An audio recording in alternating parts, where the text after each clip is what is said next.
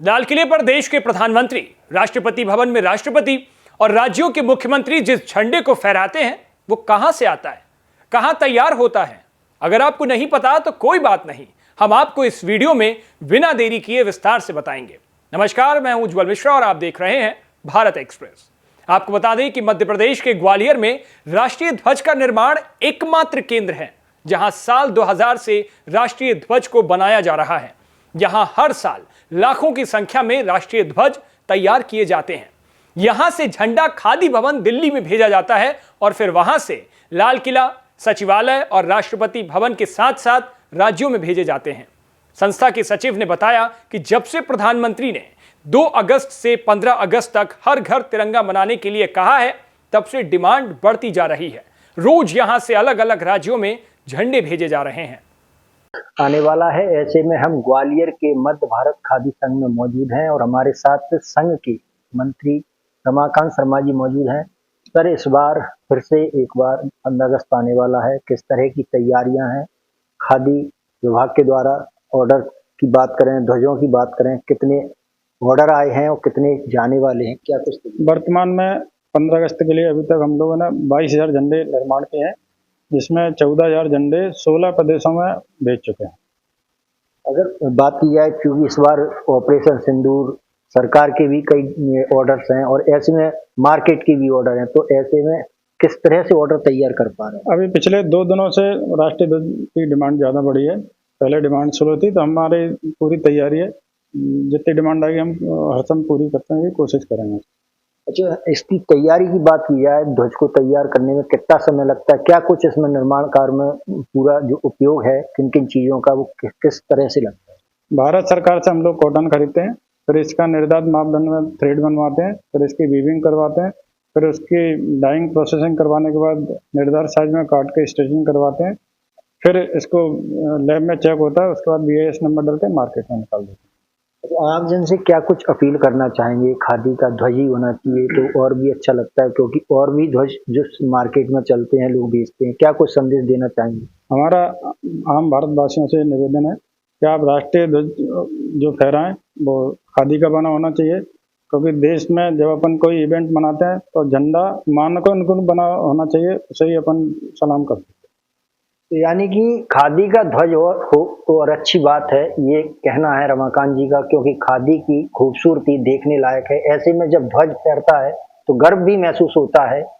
ऐसे में तैयारियां लगातार जारी हैं और देश भर के कोने कोने से जिस तरह से ऑर्डर आ रहे हैं, मिल रहे हैं, उनके ऑर्डर भेजे जा रहे हैं। काफ़ी इस समय ऑर्डर के जो बात की जाए तो काफ़ी संख्या में ऑर्डर आने से काम की जो है बढ़ जाता है। काफ़ी लेबर की बात करें, वो भी काफ़ी दिन रात मेहनत करके इन ध्वजों को तैयार करते हैं, क्योंकि बारीकी काम रहता है। कॉटन का काम है, खादी का काम है, तो काफ़ी बारीकी से इन्हें तैयार किया जाता है और ध्वज जैसा मामला होने के कारण और भी पूरी चीज़ों को ध्यान में रखते हुए इस खादी संघ में इन ध्वजों को तैयार किया जाता है। झंडा बनाने में वैसे काफी वक्त लगता है, इसमें रंग के साथ साथ सिलाई का भी खास ख्याल रखा जाता है। पूरा झंडा तैयार करने में कितना समय लगता है और उसमें क्या क्या सावधानियां बरतनी होती हैं, वहां के कर्मचारी से ही जान लेते हैं। सरिता मैम, कब से झंडे बना रहे हैं? मुझे 3 साल हो गए। 3 साल से। किन सावधानियों का ध्यान रखना? सर, इसमें तो जैसे नापा तौली का बिल्कुल विशेष ध्यान रखना है।